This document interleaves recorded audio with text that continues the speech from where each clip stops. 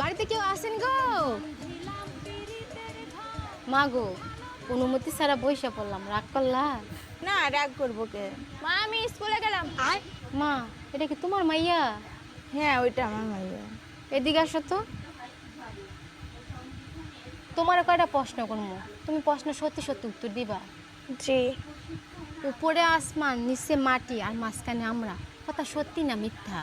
সত্য। রাগ করলা?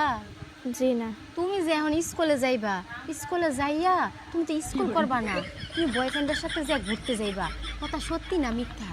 জি সত্য। রাগ করলা? জি না।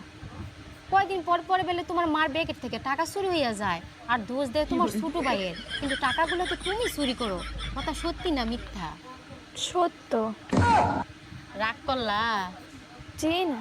তুমি যে রাত্রেবেলা পড়তে বসো, তোমার মা তো জানে তুমি পড়ো, কিন্তু তুমি তো